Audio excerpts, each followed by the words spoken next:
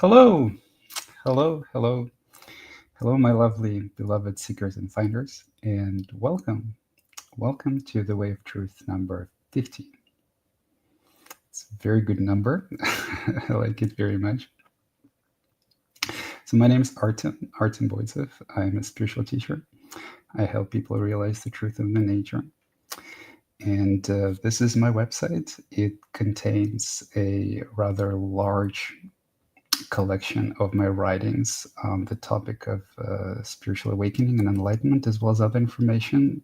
For example, the guidance I provide, the information about our retreats, our nonprofit organization. So please feel free to check it out. And this is a podcast, if you're new here, for my students, but it's also an open satsang. It's a public satsang, so everybody can come. And we speak about the spiritual path. I provide guidance, I provide understanding, and we share our experiences as well. So if you wish to participate in this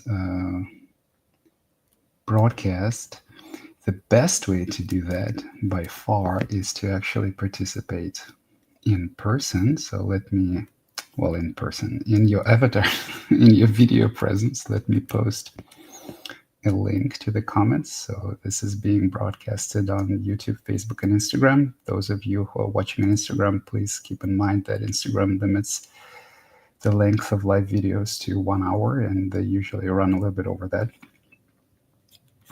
So I just posted it to YouTube and Facebook. This is the link that you can use to join the broadcast. It's a browser-based software. All you need is a browser and a webcam, and you go to this link, and I'll be able to bring you up on screen, and we'll have a conversation. So I highly encourage you to do that. That usually works much better than submitting questions in comments. And if you live in Northern California, you can also come visit me at my home in Redwood City. I live in Redwood City. Next weekend, we're going to be hosting a retreat in Northern California. So we host retreats once every quarter. And we're also going to be having one in Europe in July, most likely in Finland. So if you're in Europe, I know I have many listeners from Europe. Most of them are from more northern countries like Sweden, Germany, Denmark. So hopefully it won't be too far for you to join us. We're planning to do it in Laplandia. It's a beautiful, absolutely gorgeous nature there. So, all right. And for those of you who are in the United States, this retreat is full, but the next retreat is going to be in full. So as I mentioned before, this is number 50. It's a big, nice number. We started the Way of Truth number 1 in July in 2023. It's been 2 years. So our community has grown significantly by then. And I'm inviting you to join it also.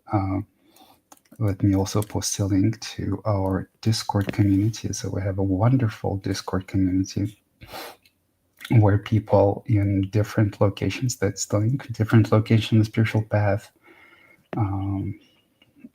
Some of them had a realization, but it's not abiding. Some of them are in abiding realization. They help each other, they support each other, they provide each other, they share their insights, and they provide each other understanding, learn to grow together in intimacy and love with each other. So it's a beautiful community. If you need support, please feel free to join. We only require you to use your first real name and a picture. And it's been a wonderful 2 years. I have seen many of my students make the realization or deepen the realization and unprogramming their mind from the insane programming of society, becoming freer. Many tears, much laughter, and many moments of deepening freedom. So it's been very rewarding for me. It's been a beautiful journey for me. I felt that it was appropriate to say a couple of words since it's number 50. So thank you for everyone who has joined us today. and hopefully we're going to have a beautiful, beautiful satsang filled with insights and wisdom and laughter. So we have some comments. Adarsh says, "Hi Artem." Hi Adarsh. So we have some comments, but I also have a person waiting in the guest room, and I usually give precedence to people joining live. So if you submitted a question and I didn't get a response next time, just come in person. So we have a person. Her name is Hasin. I'm not sure if I pronounced it correctly, but if you are ready, Hasin, am I right? Okay. So if you're ready, I will bring you on stage now. Hi. Okay, you're on mute. Let me. You can't unmute your guests because they chose to mute themselves. You chose to mute yourself, so so please unchoose it. Still, I think you're still on mute. No, you can't unmute. What's happening? Oh, okay. Mm. All right. Okay, so hopefully we'll have more guests, and now I'll start with. Okay, so she's joining again. Now she's. Did Hi, I? I can hear you now. Okay. Just turn up the volume. Hi, I didn't expect to. I just decided to join last minute on the live stream. Welcome. I was on the YouTube. Mm-hmm. Um, well, thanks for. No, I was just following your teachings on the Quora and in the Discord group. Well, I really don't have a lot of experience, and I feel like a lot of people speak really eloquently. But I guess I can. Is it just beginning with questions, or how does it? However you wish, it's your time. Eloquence doesn't matter. Well, there was a. I, I might be interrupted with kids at some point, but um, I'm glad to have a chance to maybe ask a question Of because course. I feel like yes, there's a lot of uh about balance. Actually, we were Mm. told you can find balance in your life, at work, uh, etc. And I feel like is it really a good approach to always trying to find balance in life in this journey? Because sometimes I feel like it's overwhelming and I don't really understand what they mean. I try to think of it as a middle way, but I worry that it's not gonna lead me anywhere. I guess Great that's question. Great question. So that's the problem with the spiritual teachings because they can very easily get misinterpreted, and what something means may change many times for you as you travel on this journey. I could say, and it is true from some perspective, that enlightenment is all about balance, that enlightenment is the middle way, that uh, it is bringing everything in your life that is imbalanced in balance, and bringing order to the mind that is in a very disorderly state, in the dream state. I could say that, and uh, and the middle way is also a good description because all dualities collapse in the middle. The psychological dualities that we create between us and other people, and including just even a very kind of philosophical abstract dualities such as being and non-being, life and death. I could say that, but that's more of a description of the resultant enlightened state of consciousness than it is the description of the path. mm, And the path itself uh, is certainly not about trying to never be disturbed or trying to always stay in the middle. If you always try to stay in the middle, if you will never actually resolve the things that need to be resolved. And in practice, it oftentimes amounts to spiritual bypassing. Oh, I'm in the middle. In the middle, it's all about balance. It's all about balance. Mhm. No, the some things can get really overwhelming, and during the transformation, there will be moments where you kind of will have to commit your whole being towards it, where you would plunge into it with abandon, you know, as if there's no return from it. You see, there's a point on the spiritual journey where it becomes the most important thing in the world. Nothing can compare to its importance. Everyone would say, well, that's not a very balanced approach, but balance emerges after the realization. But in order to make the realization, you kind of have to risk everything. And so moments of imbalance, of course, will happen, many times. It could be excruciating. It could be so fearful. It could be so difficult. It could be so energetically taxing too.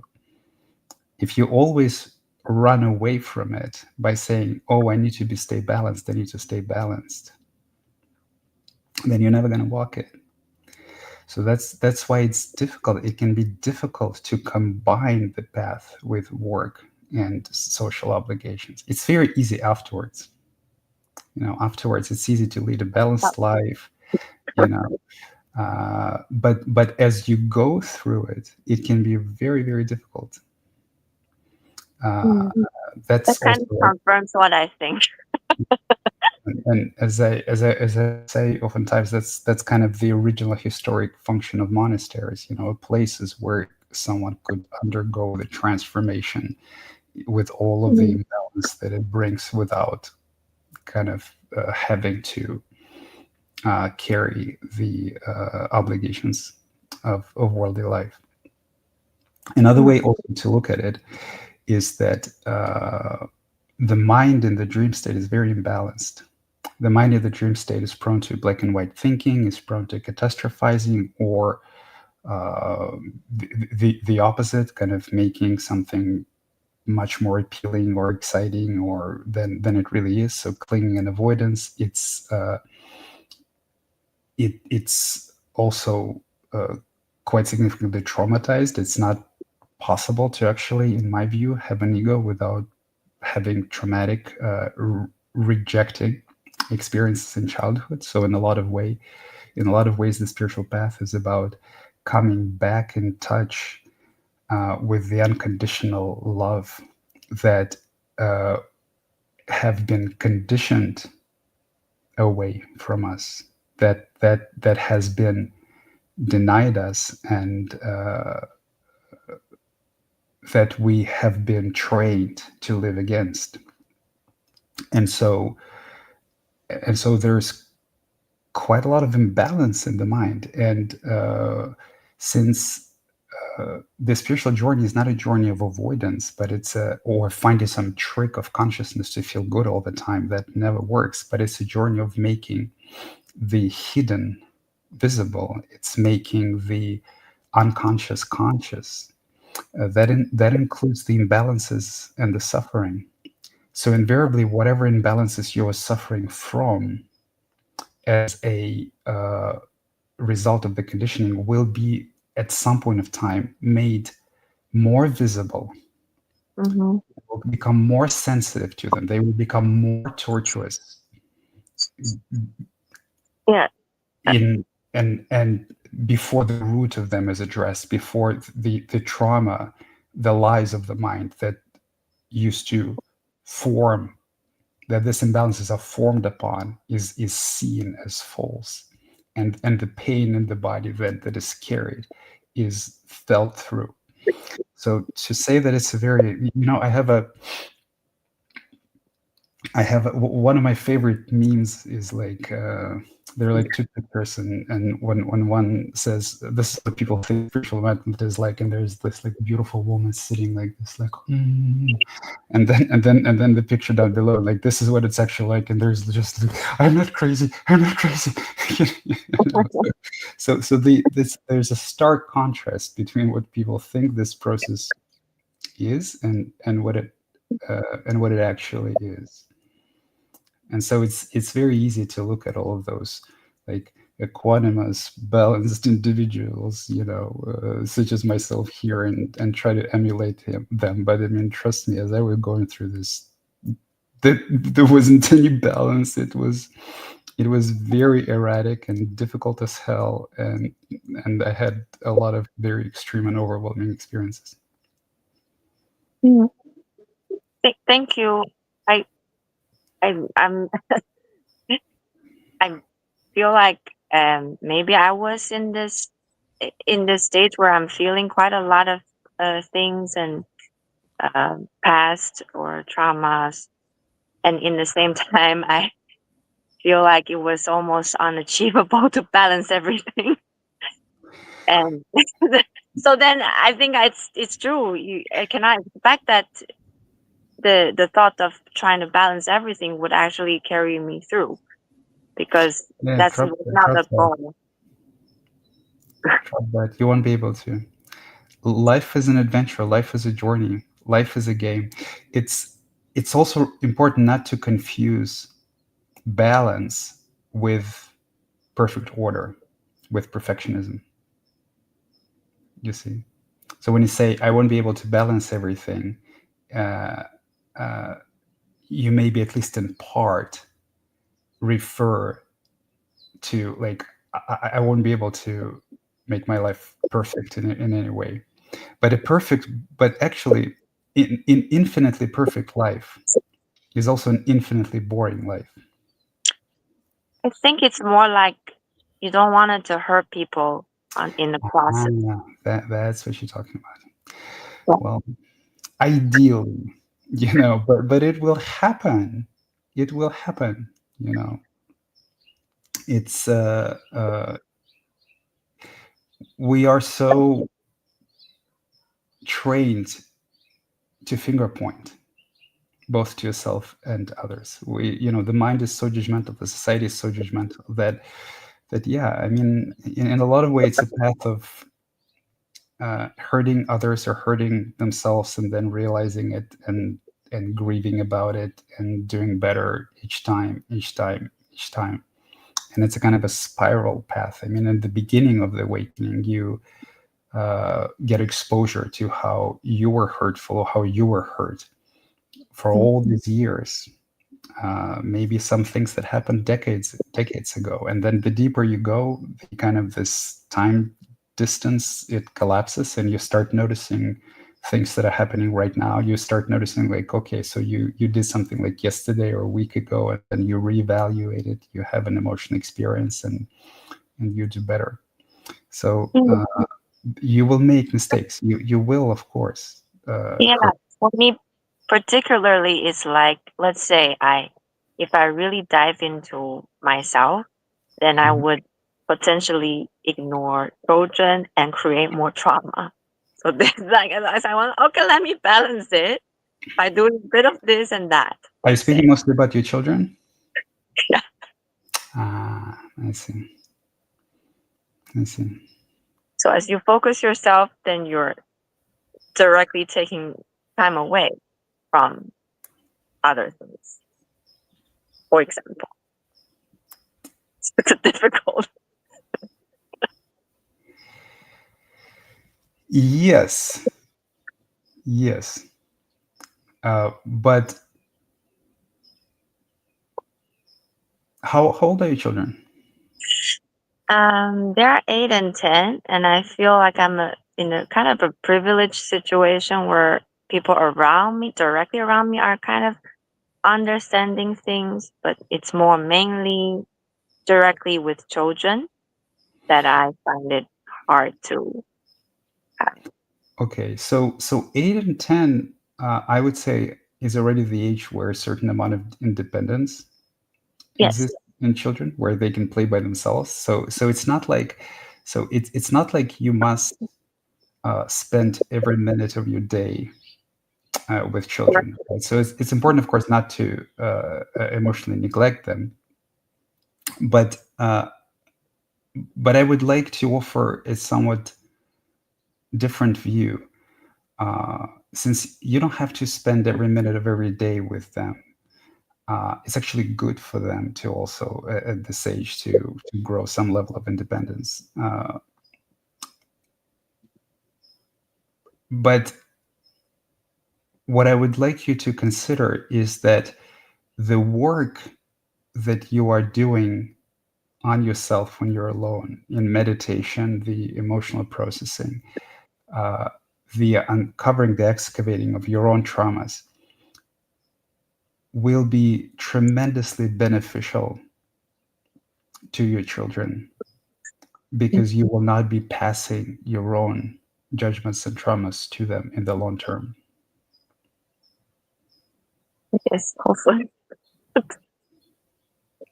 Yes, that's what I wish. If you feel a lot, if you're going through the periods where you feel a lot, be sure of it, because it is always our hurt feelings that propel us to act in cruel, judgmental, or not understanding ways. Mm. Yeah, It's it does always that. sometimes emerge. Yeah, It's yeah. always that. So your ability to stay with them and your ability to investigate and explore this experience will directly translate into your ability to be less cruel to your children, to be more kind to your children, to be more understanding to your children, and will directly translate into their own well-being. Thank you. Best of luck to you. Yeah, Where I do you think live? it's comforting to hear. What's that? Comforting to It's comforting to hear. And yeah, I kind of have that feeling, but I think to hear it from someone, I mean, yes, sometimes during the process you need a bit of this type of support. Of course, it's my pleasure. Where do you live, by the way? I live in Amsterdam, but I'm Oh, what you're seeing is Croatia. yeah. So maybe you may find time to come to our European retreat. I would like that. And we have some women with children on our forum too. So Yeah, it's uh, it's actually, I would say, it's actually one of the most difficult situation to be in, when, as far as spiritual awakening is concerned, like to uh, because you also have to kind of see in what subtle, or maybe not so subtle ways, you have been mistreating them, or you're mistreating them, and that hurts. Yeah. So yeah. I think children, they're very bright and they actually communicate directly when they notice you're hurting them. precisely. And I try Un- to un- hear it and apologize. until we scare them into not doing that. Yeah, I try not to. And I notice more and more they really are quite, especially luckily they grew up in Europe. They are very clear when they are hurt. That's good. Yeah, That's so great. that helped. Yeah. Yeah. Thank But you. they are a blessing. They're a lot of joy. Well, it Thank was you. good. It was good speaking to you. Thank you for coming.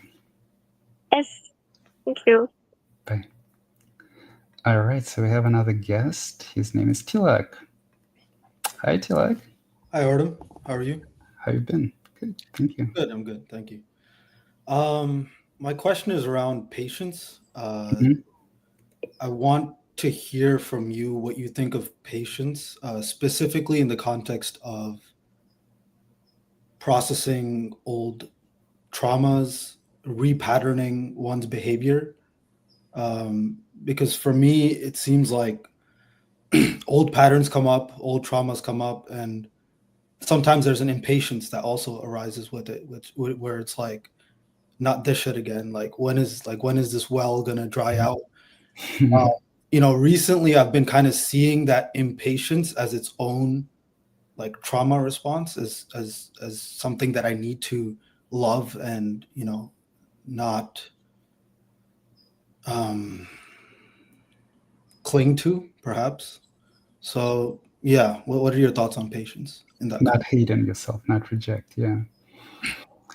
Well, I mean, you expressed it very well, my friend. I don't know if I have anything to add. I mean, you kind of answered your own question.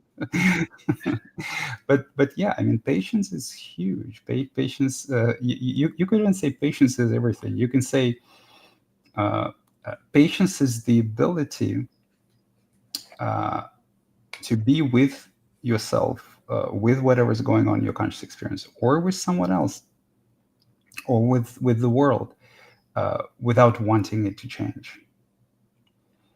And wanting to change your inner experience comes from it being unpleasant, comes from it being painful. So impatience is basically just a manifestation of the same impulse of resistance. Impatience says, I really don't want to experience it. How much longer? Get me out of here. So it's the same. It's the same kind of resistance. So patience grows. Your ability to be patient grows alongside your ability to stay present to your uncomfortable experience. It's one and the same. It's one and the same. The way that we usually look at patience is kind of the way that we're taught to look at patience is kind of be patient now. It's gonna get better later in a kind of a transactional way, because we are socially we are made to do the things that we don't want to do, and then promised a reward for it. So the patience of the spiritual path is a different kind of patience. It's a patient that is not expecting a reward. It's not, I'm going to stay with this experience because it's going to get better. It's simply, I'm going to stay with this experience, even if it lasts forever. I'm going to stay with this experience because I'm honestly curious about it, because I'm honestly open about it. I'm going to stay with this experience because I have no choice not to. So this kind of patience is an extraordinary transformative force. There is no bargaining in it.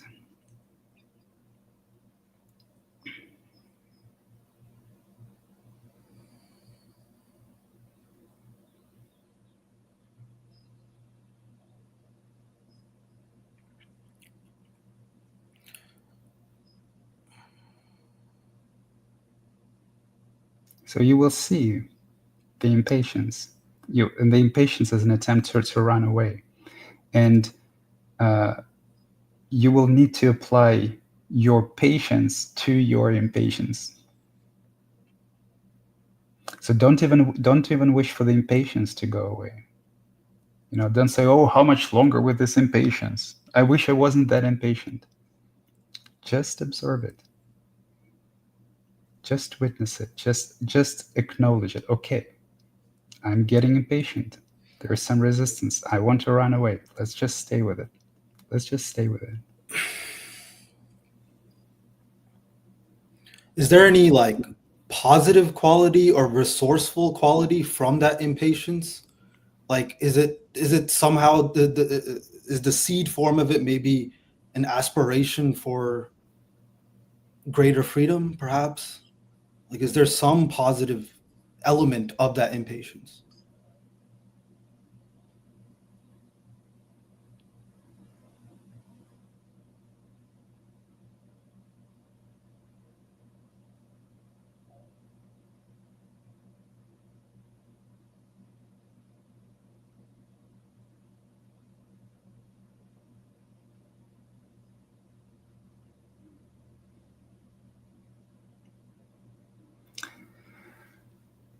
I think it depends on whether this impatience drives you towards deeper spiritual practice and more exploration of unconscious or less.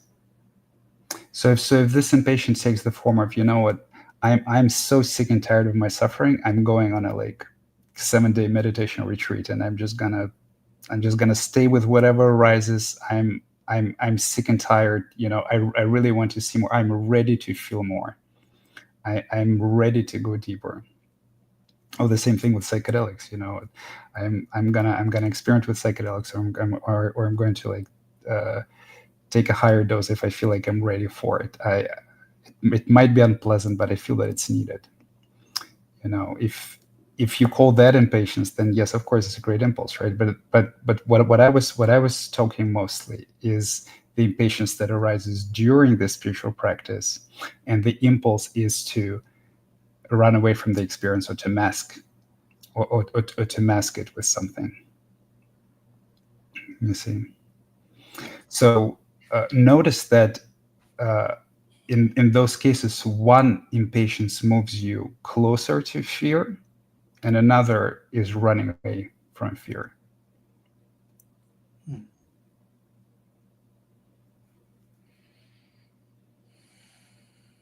So if you're talking about impatience of the sorts of, I am tired of being afraid, I am tired of living my life against myself, I am tired of not doing what I want, I am tired of not taking the steps, uh, whether in spiritual practice or to improve my life in other ways that I know are good for me, but I'm afraid to take them. Then it's a good kind of impatience. Words can be tricky in this way. They can be very vague. Mhm. So we have to look at what's going on in the conscious experience. Yeah, thank you. That answers my question really well. Thank you. It's my pleasure, my friend. Thank you. All right, Bojan, I can see you. I will bring you up a little later. I would like to address some of the comments. So we have some comments. Kalori says, "Dear Artem, thank you for the work you do. It is my pleasure. When taking psychedelics, would you recommend listening to music or not? How did you do it when you used them in the journey?" That's a wonderful question. So for me personally, it was with music for quite some time. So initially, it was all with music. I loved using music. I had my favorite track. It was like a sideshow track. We actually even played it a couple of times on our retreats in a music meditation session. It's a very kind of heartfelt track with and fearful themes and beautiful themes and grieving themes and like many different themes, and it touched me in all sorts of right places. And so I used to do it with music.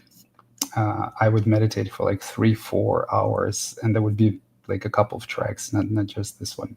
I also used to do meditation without any psychedelics with the same track, and it was kind of similar experience. At some point of time, every meditation experience became like a psychedelic experience. Psychedelics would only intensify it, and I used it with music for quite some time until it became unnecessary, and I started to prefer silence.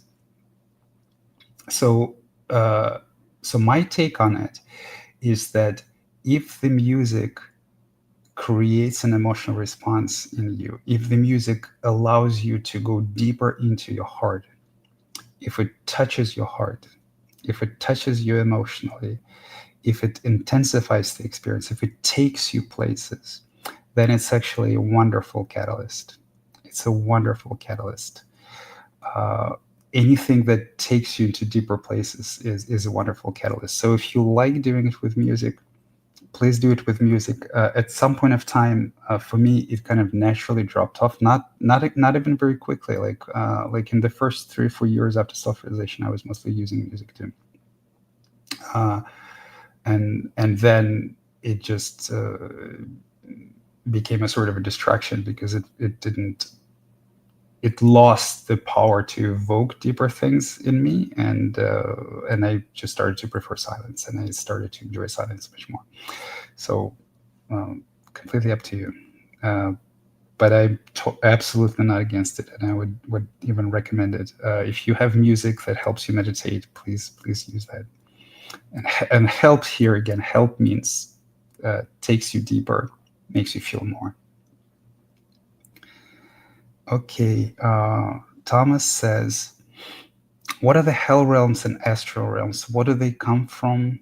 Why do they exist? How does one end up in lower realms? Who sends them there? Ourselves. We send ourselves there as a response to what happens to us. So hell realms and astral realms exist in the mind. It's part of the reality of mind. They don't exist in reality. They are self-constructed, and they are representative of specifically the hell realms. They are representative of the pain and delusion that we carry in the mind. Are there metaphysical rules that govern this? Yes, from some perspective, yes. So then you continue. Are there any behaviors that inherently? Oh, okay, that's a different question. So let me bring up this question from you because it's related. What is karma and sin at its core? What are its mechanics? What are the rules? Who made them? And where do they come from? Why is there consequence at all? So it's a good question. I unfortunately I don't have the time to talk about it in detail. We plan to do a talk on karma on the retreat this weekend, so it'll be recorded and then we'll publish it. So please stay tuned, and we'll do a long-term talk on karma. But to summarize it very briefly, so you can speak. So who made them? The mind makes them. And why is there a consequence at all? The consequence is because when you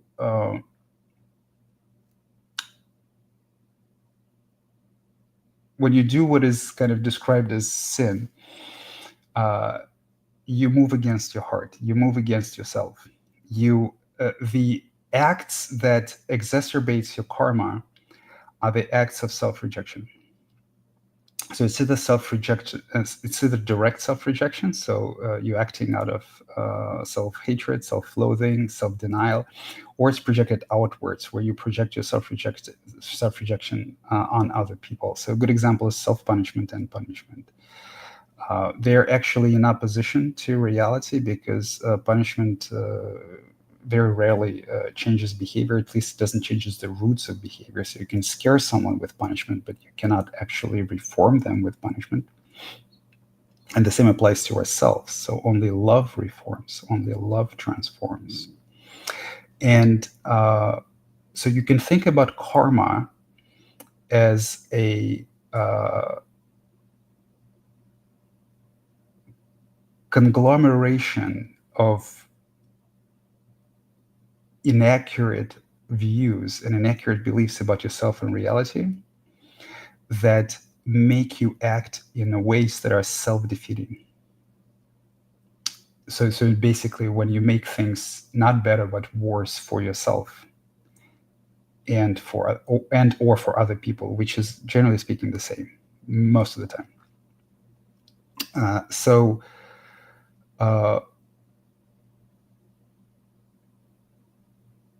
The reason there is consequence is because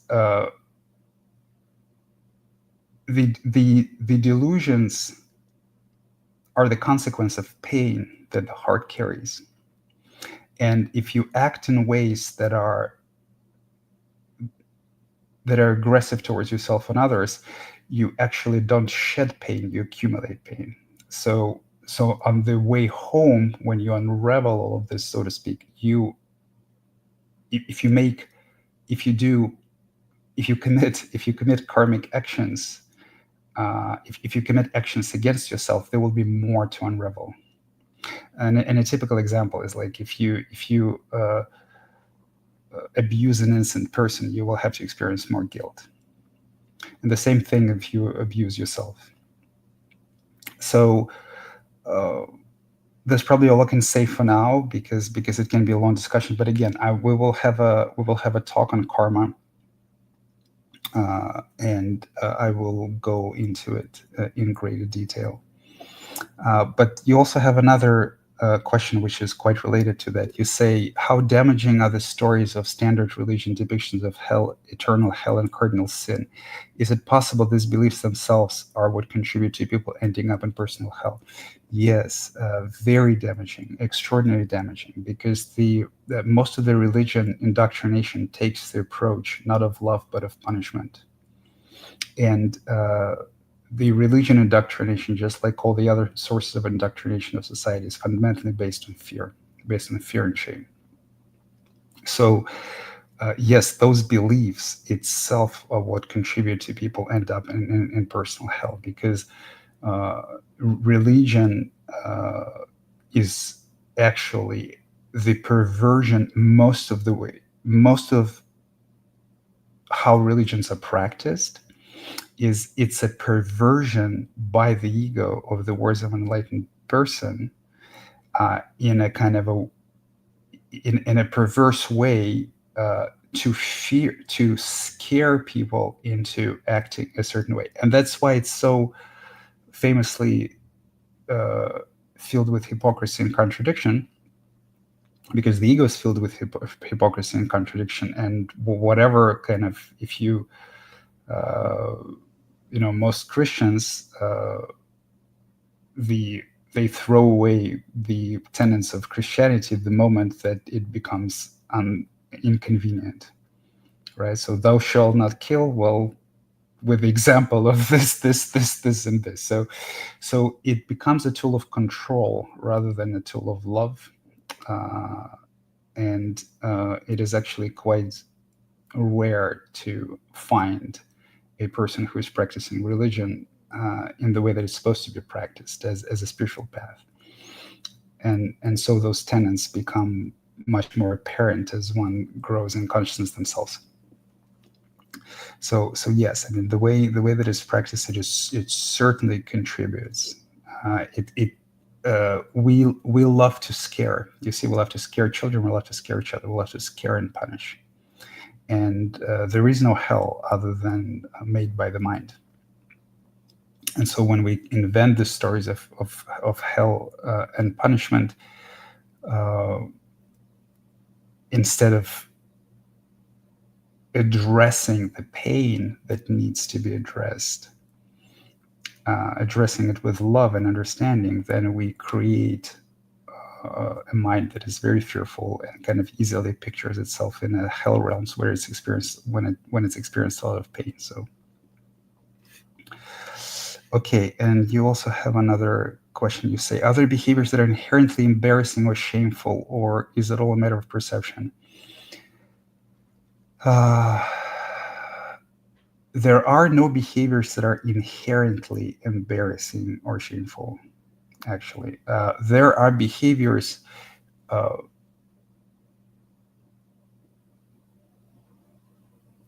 so there are behaviors that will evoke a response from other people. So we are social creatures. So there are behaviors that will evoke an aggressive response from other people, which is warranted. It's still very different from being shameful, right? So you can understand that if you do this, this, and that, then there would be some retaliation. But in the normal, unburdened state of consciousness, those behaviors are also seen as irrational, and there's just no reason to do that unless you're yourself in a dire straits. Or like, you need to feed your children and there are no food, and you like, you might want to steal some. So shame is generally a tool of control. Shame is a tool of control. Shame is an expectation of punishment. So embarrassment and shame are signs that this particular behavior you were conditioned to expect punishment for this particular behavior. Most of the punishment in our society, most of the judgments and disapproval in our society are completely irrational and based on the system of hierarchies and subjugation. So there are no kind of natural behavior that evoke this feeling of shame inside of you, or inside of your chest. This is certainly conditioning. Now that doesn't mean that that there is no understanding, right? That other people will punish you for this, or will try to punish you for this. We're talking about inner experience. So if when you do something, there's a, or you think about doing something, for example, or if someone judges you, and there's the energetic emotional experience of shame in your body, this needs attention. This is coming from conditioning. Okay. Okay, so one quick break. So I would like you to ask. I would like to ask you to support my work. So first of all, I would like to express gratitude to those of you who already do. Please continue to do so. Thank you very much. I'm very grateful to you. So if this is the page where you can do that, so please become my patron on Patreon, or set up monthly donations on PayPal. It will really help me pay my bills. The first goal for me is to make sure that I can subsist on what I'm earning from this. So this stage, anything helps, even if it's $5 a month, and if it's $10 a month, like it's anything helps. You know, we have 100 people supporting me with $10 a month. That's already $1,000, and my living expenses are much more than that. So that's the first goal. The second goal will be to build a retreat center or an ashram, but that's far removed in the future. But even if you help me reach this first goal, I would be very, very grateful. So please, if you're in a position to do so, even if it's something very little, please support my work on Patreon or through PayPal. And it will also allow me to spend more time with those who cannot pay anything, and that's also very important. So you're not just supporting me, you're also supporting your fellow spiritual travelers who are in a much less privileged position, and were born in poor countries, or were so beaten down by life that they cannot hold a job. So would really appreciate it if you do that. And you can also schedule one-on-one meetings with me. This also helps. There are a variety of tiers for people with different income levels. So that's the link to schedule one-on-one meetings. And there are also options to schedule a free meeting or a $25 meeting if you're financially struggling. So there's a variety of techniques that I do in the meetings: guided meditation, inquiry. I don't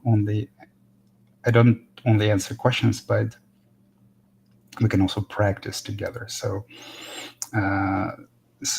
the vast majority of people who schedule this meeting say that it's very productive and valuable. So again, if you're in a position to do so, please go ahead and schedule some meetings with me. My calendar is fairly open. And then finally, I would like you to ask, please, to like this video, subscribe to my channel, click this button, this bell button, so that you're notified when a new video comes up. Share this video, comment on this video. All of this helps us to get more exposure. All of this helps more people that need guidance and support on the spiritual path to find me. So all of this helps me. So that's what I would like to ask you to do, my dear listeners, my dear practitioners. Okay, so thank you for listening to that. If you fast forwarded it and anyway, thank you for listening to that. And I will come back to questions. Okay, Kalari says, H says he, to you. Haha, back to you, sir. So Kalari says,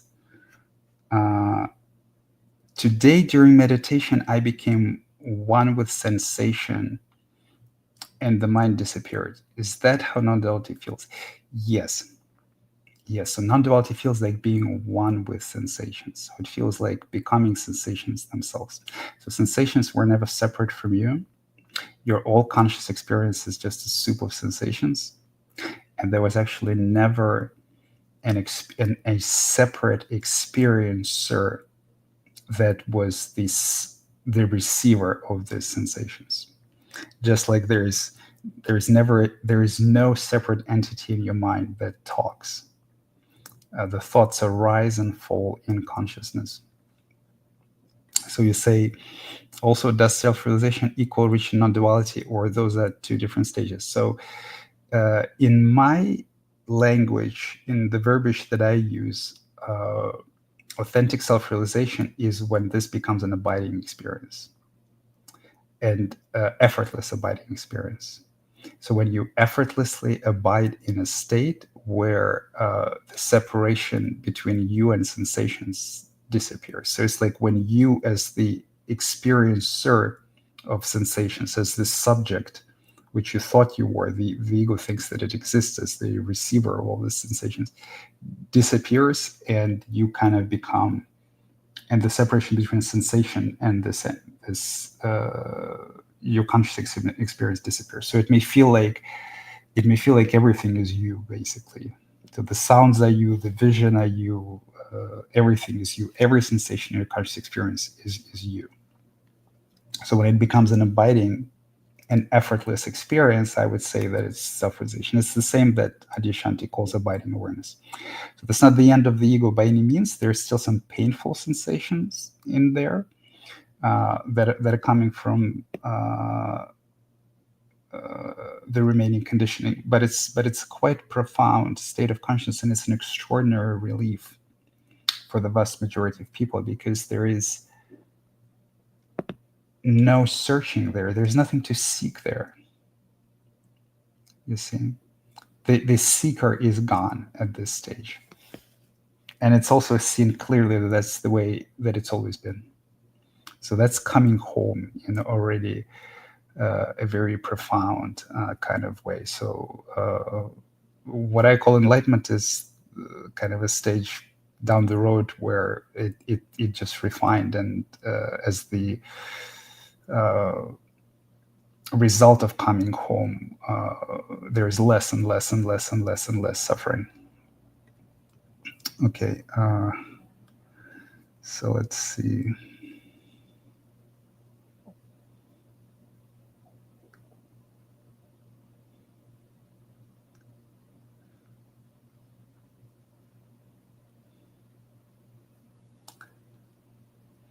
Ali says, hi, Artem, I plan to create some guided meditation. Do you think they're useful? Yes, I am planning to create some guided meditation, and I do think they're very useful. I've just been lacking time because, I also have to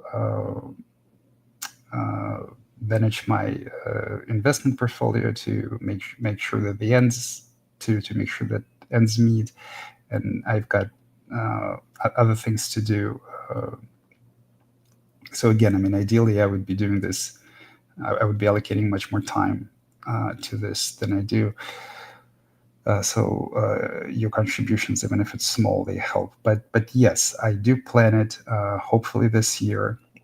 I do think that guided meditation can be useful. I myself use at least two forms of guided meditation in my retreats: the self-compassion meditation, the exploration of emotional experience meditation.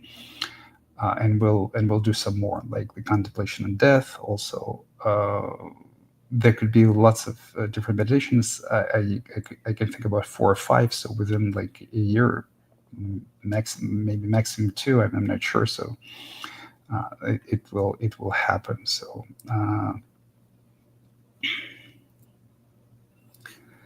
Okay, lots of good questions from Thomas, but I just don't have the time to address all of them. So Thomas, could you please submit it next time, especially the one about self-hatred?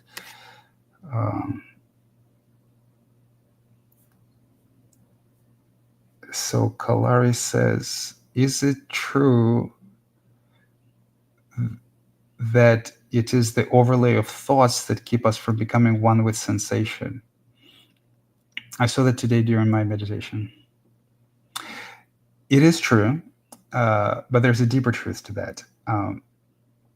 The reason that we develop the overlay of thought, there, so when you say overlay of thought, you're actually speaking about incessant obsessive thinking. So we think a lot in the separate state, and we also think repetitively. We think about the same things a lot. We think about the past a lot. We think about the future a lot.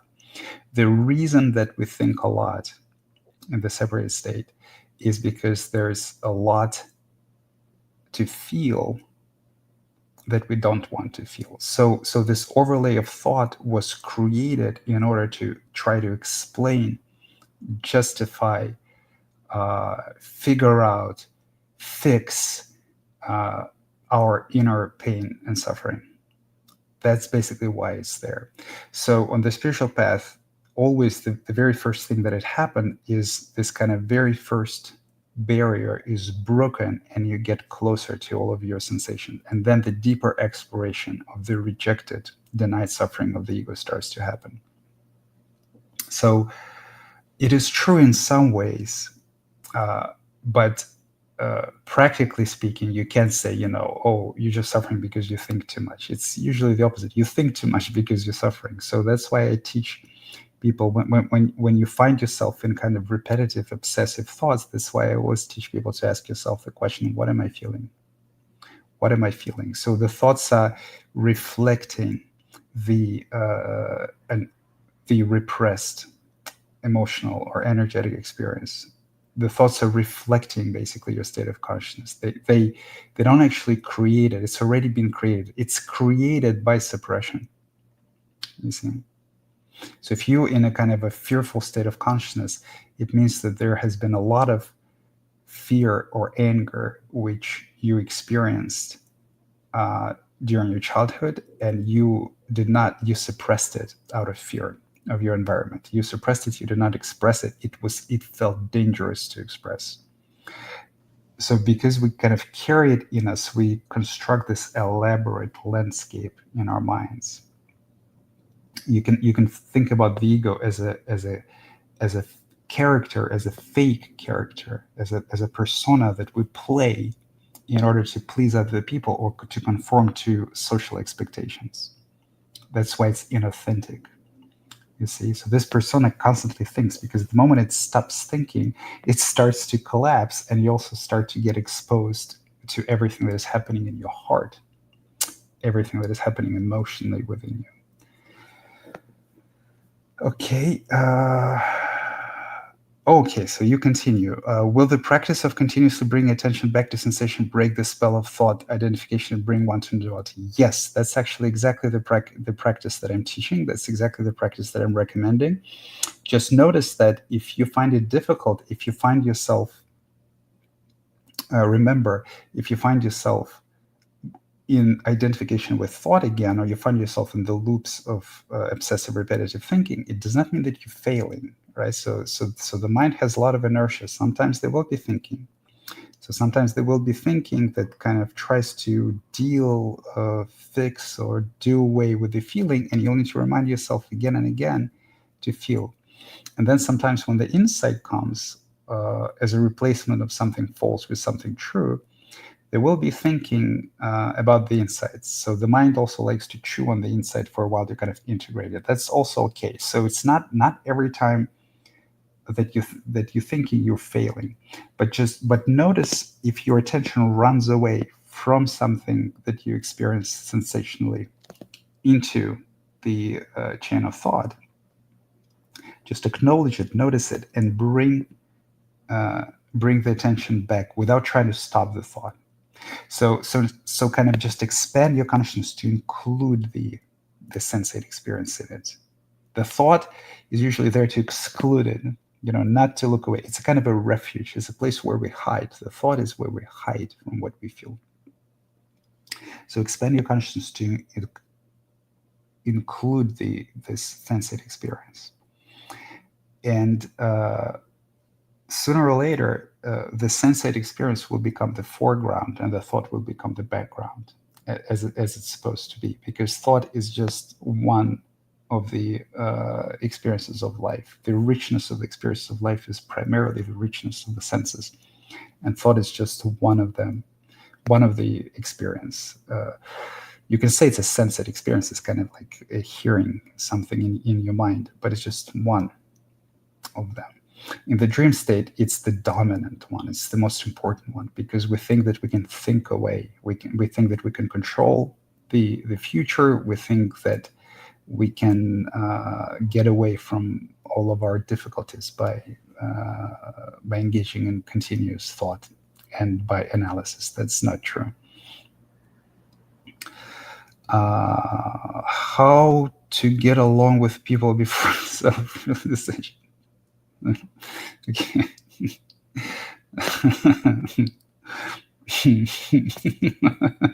Well, the more you can get along with yourself, the easier it is to get along with people. Try to understand them, ask them questions, and try to understand yourself. It's the same. To get along with somebody, you need to understand them. We can't get along with what we don't understand. And when it comes to other people, what we don't understand in them, we don't understand in ourselves. And what we're afraid in them, we're afraid in ourselves. And what we judge in them, we judge in ourselves. So the impulse to understand is the impulse to bridge this intimacy gap. And this will also help you understand better yourself.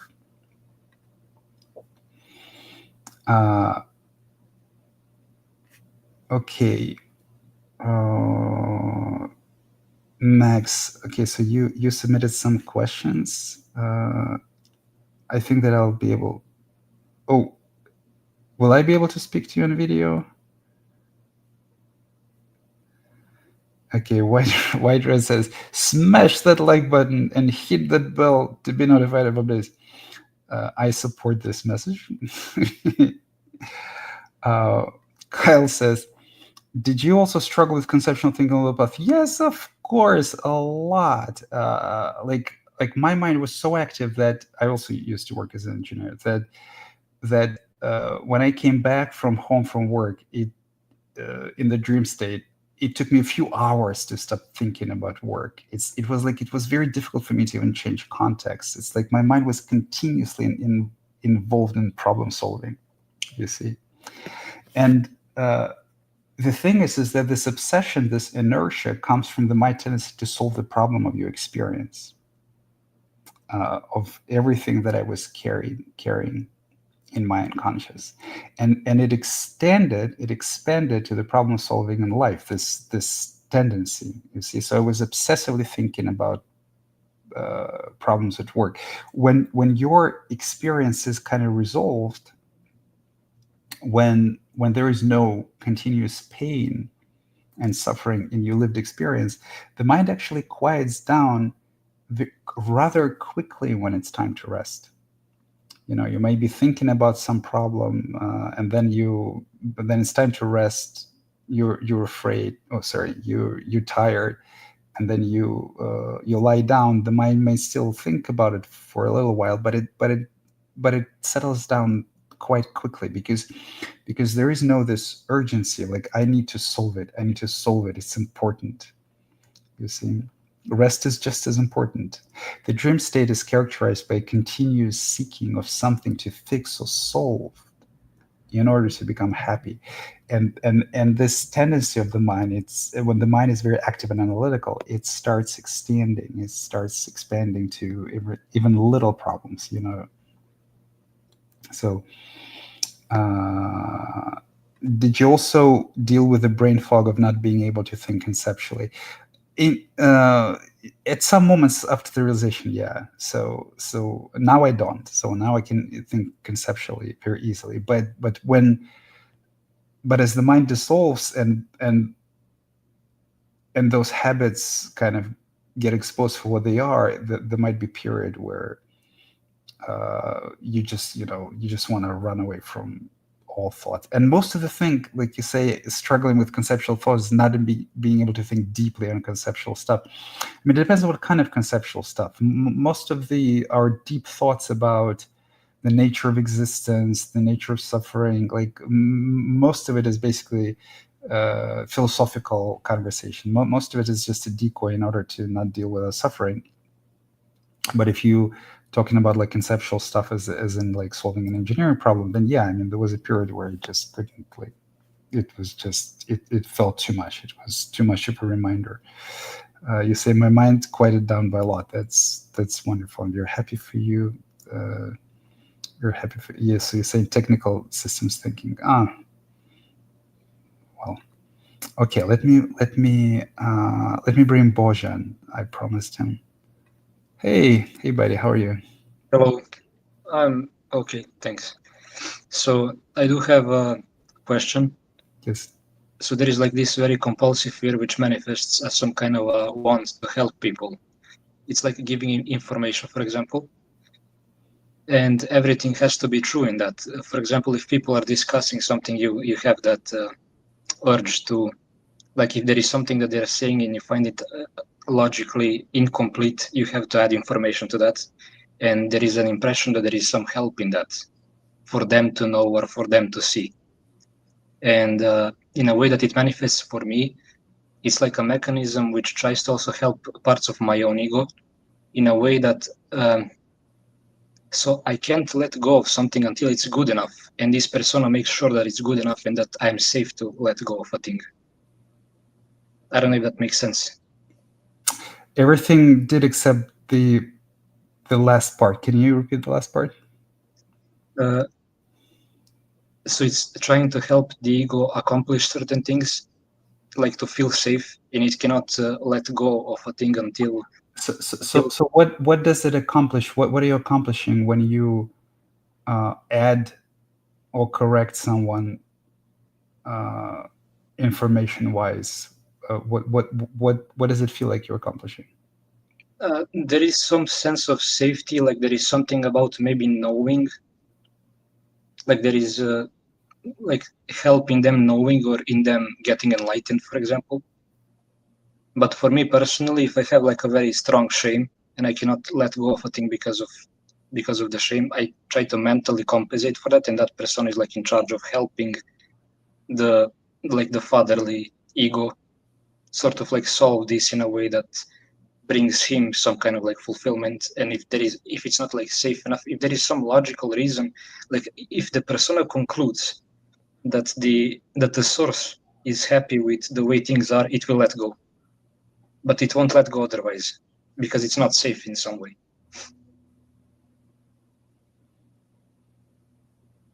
Okay.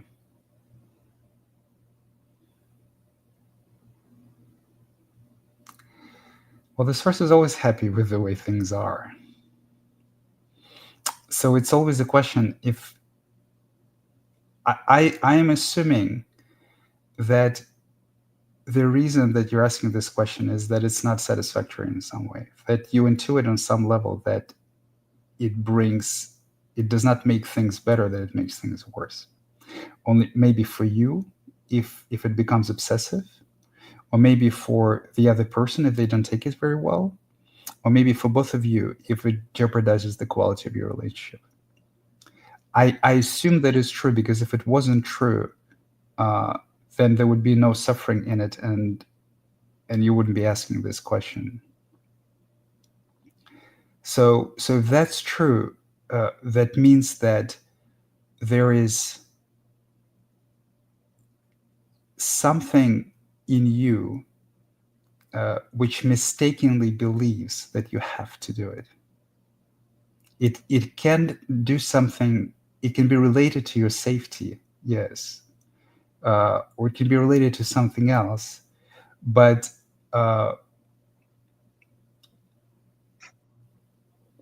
in order to explore that, I would simply suggest you to notice this impulse when it happens, and stay with it. You can even try, like if you habitually do it, you can try not doing it and see what the reaction looks like. So this reaction might be very revealing, because on some level there's some beliefs that if you don't do it, it's bad, it's wrong. I'm not saying that it's wrong to do it every time. I'm just saying that this belief is not accurate, because everything that we believe that we should do, that we must do, that we have to do, that doesn't kind of flow spontaneously, also has a kind of protective element to it, and it brings suffering either to us or other people. Yeah, it makes me think that these things that I'm trying to accomplish is like things that I really want to do from the egos that I've suppressed. I don't know. So it could be like, was it always this way? Was it always a part of your character to kind of inform people and share knowledge with people, or is that a recent development where you're kind of mostly quiet and only now you have started to engage in this behavior? No, it's been like that for years. Like whenever I have a new insight, I feel like the urge to share it with somebody. No, but forget about insights. I'm not talking about the spiritual path. Just in general, right? So as you were, was it? Yes. For Yes. like 5 years at least. What's that? For like 5 years, I've been noticing it. But it's always been like that, right? You were you like that as a teenager? I don't have much memory. I just noticed, like I started noticing it when I started getting into like Discord communities and chatting with people. Did you excel at school? I was good enough, I guess. 4 out of 5. 4 out of 5. Like, uh, so I'm just kind of trying to see.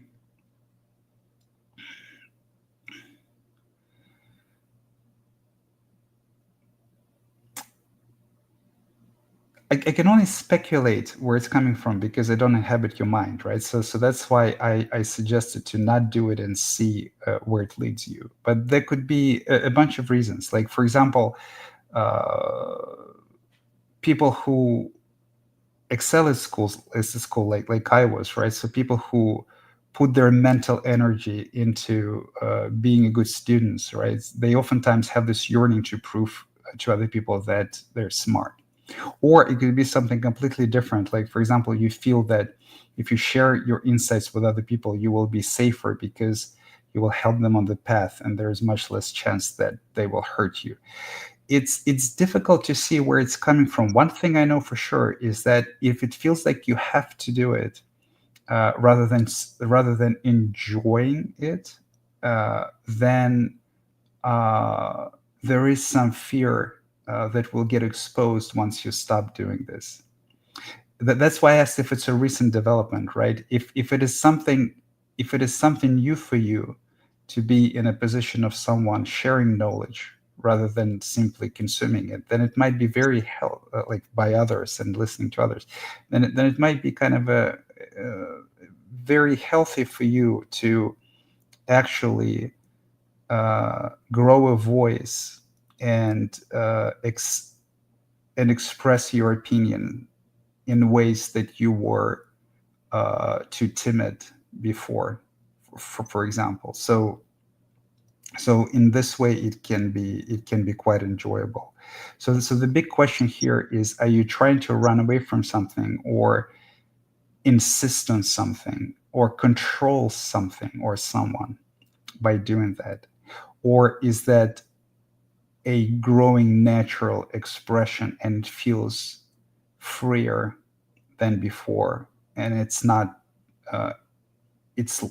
torturous but enjoyable? I don't know. It's just kind of like a thing that I can do, but it's also like a very big. So why did you brought up the question in the first place then? I mean, are you asking me if it's okay, or was my assumption correct that it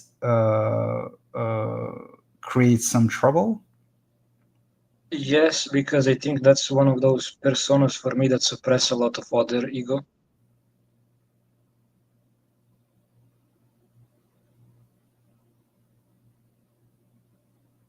Can you be more specific?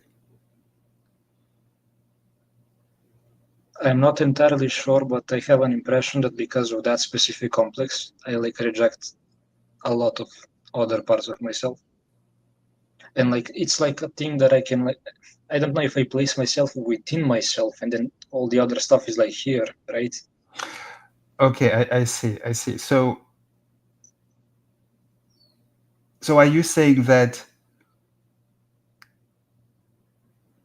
you intuit that there could be some other ways to relate to other people other than by correcting them or providing information to them? If that's what you think, if that's what you're saying, then you're right. So I would say that uh,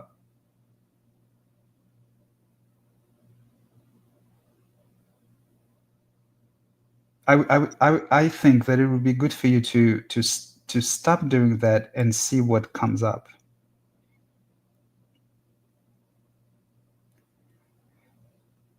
Just a lot of craving when I don't. Aha, craving for what? To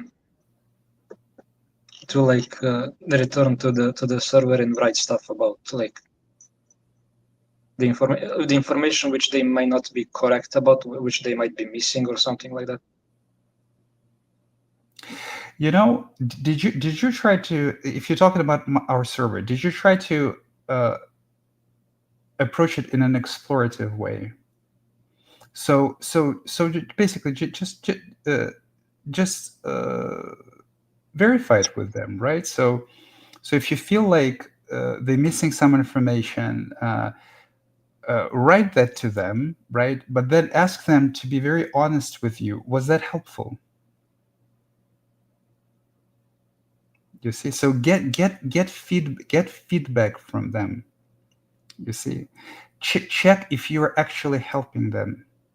So then you will see if it's a healthy impulse to help someone, to share knowledge with someone, to share understanding with someone, or you might not understanding them very well, and you just want to kind of be seen as someone knowledgeable. See if it connects, basically. See if it connects. Yes. Being knowledgeable doesn't have much to do with it. It's more like that's just the word helping. I don't have much more than that. It's very difficult. But still, my advice still stands. See if it connects, because if it connects, if it is helpful, if it is valuable, then it's good both for you and for them, and you will enjoy it much more. But if it doesn't connect, then you can use it as an opportunity to investigate why it doesn't connect. So maybe you misunderstand them. So maybe there's like some yearning to share information which is not entirely coming from the heart. That's why it doesn't connect. But see if it connects. See if it's actually been helpful. Don't be afraid to investigate, to ask this question. Okay. All right. Is there enough time for another question? Unfortunately, no. Okay. No, I have to move on. But okay. Thank you for coming, my friend. Thank you. All right, so Max, I'll bring you on stage next. So Lotus Child says, I'm not able to live in separation. I don't know what to do when I am. I can't do anything.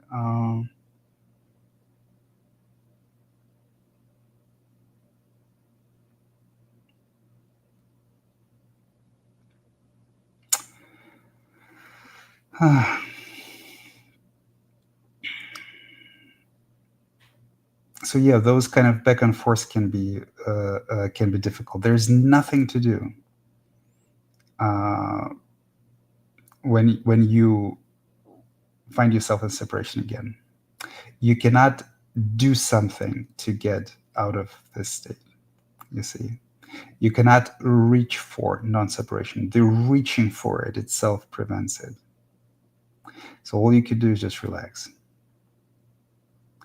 So just relax. Just keep witnessing the mind. Feel everything. Practice meditation, and it will come again. It's not up to you when you in the separated state. It's not up to you when it's gonna come again. Every yearning for it, every desire for it prevents it. You see, you cannot end up in the desireless state by desiring it. So all you can do when you back in separation is acknowledge it, accept it, and apply the tools that we discussed, that I'm giving to pretty much everybody, by paying more attention to your sensate experience. Okay, Prem Amar said, "Hi Artem, have you reached the pinnacle on the spiritual mountain?" Yes, I have, and I've been descending from it. Is there such a thing? Yes, I'm pretty sure there is. How do you see it? That's not a question that I can answer briefly. Is there an end? Also, I mean, I speak about it, is the spiritual path infinite, or does it have an end? In many previous satsangs, you feel free to watch it, or again, and then you can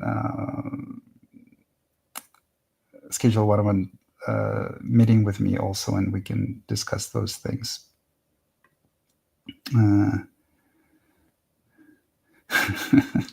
We must upload Artem to the biological super AI and then see him in the virtual reality, and he will complete his transformation. That wouldn't be me. Okay, Max. Hi. Hello, my friend. Hi. I'll be very quick. Just I wanted to say, first of all, it's moving in the right direction for me for the interviews, so I'm very happy. Just going back, with work somehow really helps me to be in the flow, right? So I'm very happy, because for a long time I was, separate from work life, so to speak. And I just, now I just realized it's because I was just thinking too much, and now I'm just much more, in action oriented and doing things and trying and failing and trying and failing. And there's just much more enjoyment. So that's what I want to share with you. So I have 3 interviews next week, so pray for me. So I hope I get it. And I wanted to say also to you, I will help you, of course, financially. Has always been on my mind. Thank you. But first, I need to get a job. Don't worry, and it doesn't have to be a lot. Like, remember, your first responsibility is towards yourself. Of course. So if you can spare 10 euros to support me, wonderful. I mean, we'll need a lot. We'll need a lot of people. We need a few hundred people in order to actually make it work. Yeah. So that's why I'm also trying to grow my audience and do more public work. Yeah. One question maybe that I have, I posted in the comment, is about thinking, right? Like, isn't the source of separation basically because we're thinking? Or am I not saying something clearly? Because for me, if there is no thought, I don't see any difference between anything and anyone. And I think I addressed it just before, very recently. It appears this way. I mean, you can say, okay, the source of separation is because we're thinking. But if you ask a deeper question, okay, so why do we think so much? And then we think so much because of the unresolved pain in our hearts. Yeah. You see, so the source of, you can say that the source of separation is because we're thinking, because what tends to happen, what happens in, practically speaking, conscious experience, is that the attention is fixated on thought, because we think that we can solve our experience with thought. And that's what the feeling of contraction actually is. The feeling of contraction of consciousness is the feeling of contraction of attention. They are one and the same. Exactly. Yeah. So if you're only paying attention to what you think and you don't pay attention to what you feel, then you feel very small. You feel contracted, because the space in where the sensations arise, the actual sensations, right, is actually infinite. The space of sensate experience is infinite. So the reason that we kind of focus our attention and fixate it on thought is because once we start expanding it and also start feeling things, we don't like it. And we think in our delusion, it's an illusion, but we think that we can think ourselves out of it. We Yeah, can yeah, of think, course. we can analyze our situation, or we can orchestrate our life in such a way that we won't have to feel bad. Mm. You see, that we won't have to feel, or that we'll always feel good. Yeah. And But so, isn't it this also because thinking is misdirected. It's disconnected from the present. Actually, of that's course, why we go far in the future, we dream into the future, or far into the past where there's some unresolved events that took place and they haven't been. right? But we need it all to organize and to plan and but sometimes like I feel like that's not even a problem anymore. Like if there's thinking, there's just thinking. Yeah, of Like, course. who Yeah, cares? Nobody, right? If there's yeah. no In the thinking, natural state of consciousness, I don't thinking feel arises like just like it's everything else. Maxime doing it, right? That was the freedom. Like it's not Maxime doing it. It's just thinking's just happening, right? So like, who cares, right? So today I'm feeling like crap. Okay, I'm feeling that's just It what's actually happening, doesn't matter. I mean, right? you're taking it back to the question of identity. It actually doesn't matter if it feels like Maxime is doing it, or if it feels like Yeah, it doesn't matter. Maxime doesn't do it. I can tell you that it's you Of course. that are doing it, because thoughts still arise, and as experienced in the brain, I can say you're an individual, a human being with a brain. It Yes. would be kind of strange not to say that you're not the one who's doing it. But what is true is that you don't have control over it. Right. You Right. don't have control over what you're going to think the next moment. And what's important is that in the natural state of consciousness, thought as an experience in consciousness arises and falls just as effortlessly and on par with all the sensate experiences. And so in the separated state, thought appears to be primary, and all other experiences are given much less attention. So that's why people carry lots of suppressed emotions. That's why people are disconnected from the body. And I'm speaking from my own experience, kind of they don't even feel how the food tastes. I mean, that's why in the spiritual journey, the deeper you go, the more pristine, clear, and enjoyable the very simple sensations of life become. The food changes its taste. Everything becomes so beautiful. The body relaxes. The sensations of the body become pleasurable. Right? It was all hidden by the layers of suppression of feeling, you know. And the more feelings we suppress, the more obsessed the mind becomes.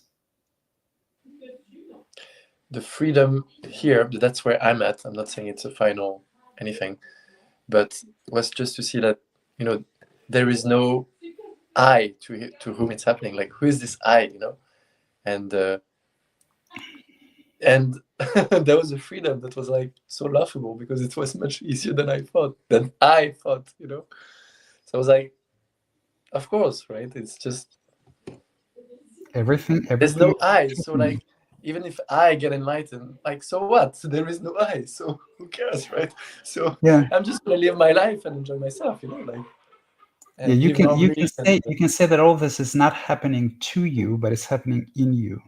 Yeah.